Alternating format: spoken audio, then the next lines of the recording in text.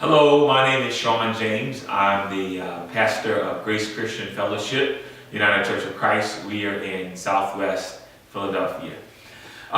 Easter and Good Friday, and I usually prefer to use the term resurrection over Easter and Good Friday, have a really strong social justice concept around it, simply because Jesus was a social justice person himself. In fact, I think Jesus is best explained as a rational revolutionary who came to earth for the work of liberation and freedom. So to kind of really understand how that works, a little bit of historical, analysis of that time is that Jesus operated in a land that was under occupation by a foreign government during his entire lifetime. The fact that he had to go, his parents had to go to Bethlehem for his birth, all the way down to the way he was crucified, are all brought about because of the Roman occupation of Palestine at that time.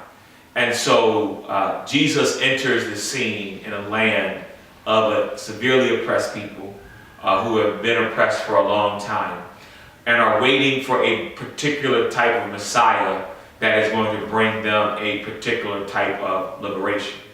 And so Jesus, as a revolutionary and liberator, more than any other time, is expressed when he presents what many people call his trial sermon. So when Jesus stands up and quotes Isaiah, "I have come, to preach the gospel to the poor. I have come to set the captive free. I have come to preach liberation." He presents himself as a liberator. And so the idea of freedom from oppression is absolutely wrapped up in the work of Jesus. Oftentimes the church will notice and see how that is liberation from oppression in the form of sin. And they will see how that connects back to the Passover and how Jesus is the blood of the Lamb who was spread on the doors of our lives and therefore give us liberation from sin and death. And so I think it's really important when understanding Good Friday and Easter to know that Jesus' death becomes necessary more than any other reason because Jesus represents revolution and he represents liberation. Another one of the historical stories that surrounds Jesus is a group of revolutionary Jews at that time, under which many people have identified Judas as being a member. And some people suggest that the reason why Judas turned Jesus in was to force him to come kind of out of his shell, or out of the closet, so to speak, and to be the true revolutionary figure that a lot of people believe that he was. They were known as the Zealots. And scholars have suggested that Judas and some of the other disciples were zealots, and that they really wanted Jesus to kind of bring the hammer down as far as bringing liberation from Roman oppressions. So in the entire biblical narrative, especially the entire biblical narrative concerning Jesus, the Roman government is an oppressor. They represent oppression. They are taxing, they are taking from the people and not giving. And so Jesus clearly represents the idea of liberation from physical, mental, spiritual oppression that exists in people's lives. So if you take that narrative to Good Friday, ultimately Jesus' death is up to the Romans and not the Jews, because the Romans are the occupying government at that time. Crucifixion is a Roman and not a Jewish form of punishment.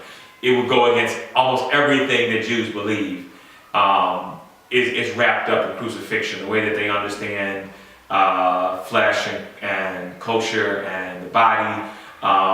Leaving someone hanging on a piece of wood for a day that they can suffocate to death would not be something that Jews would do. And so when Jesus is presented before the crowd, in the way the Bible says is that in the tradition of the crowd is given a chance to either choose Jesus or choose Barabbas. and the crowd chooses Barabbas over Jesus is itself a form of oppression.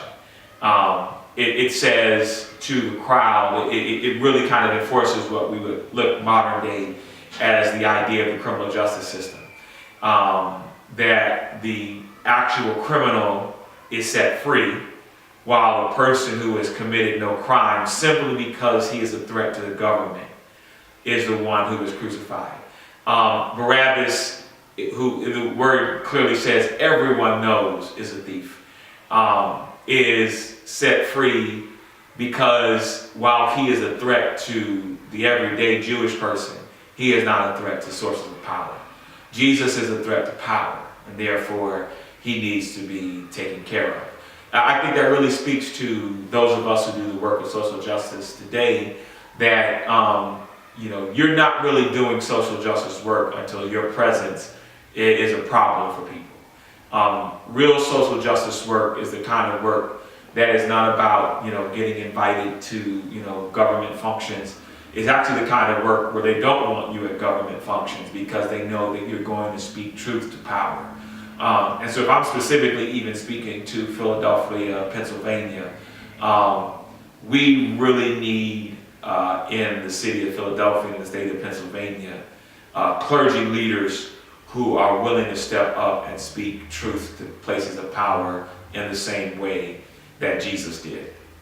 Then let me go to resurrection, because there is a huge story of social justice and the idea of resurrection. The words that the ladies pronounce as they are going to anoint Jesus' body, they ask the question, who will roll away the stone? Jesus is buried inside of a sepulchre, a cave. There is a large stone rolled in front of the cave.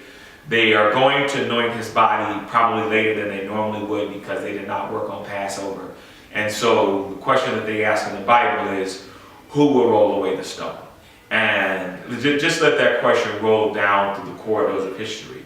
And how many people, today especially our sisters, are asking the question, who will roll away the stone? Who will roll away the stones of oppression that keep young women, young men, those who have formerly been incarcerated, that prevent them from fully receiving and accepting both justice and liberty and self-value? The question is, who will roll away the stone? And again, those of us who do the work of the church, the synagogue, the mosque, are constantly confronted with that question. Are we rolling stones in front of people and preventing people from finding justice? Or are we actively and consciously pushing stones out of the way? Even stones that we may have put in the way. Are we constantly pushing stones out of the way that allow people to really receive freedom and justice? So yeah, unfortunately, sometimes the Easter and Good Friday narrative are completely wrapped up in this idea of sin and personal salvation. And while that story is definitely there, there is also a strong story of social justice and liberation that are in those stories. So one way you can look at this is that Easter and resurrection and Good Friday are not just about you receiving your salvation, but it's also about us receiving about the entire community being blessed and being liberated by the blood of Jesus Christ.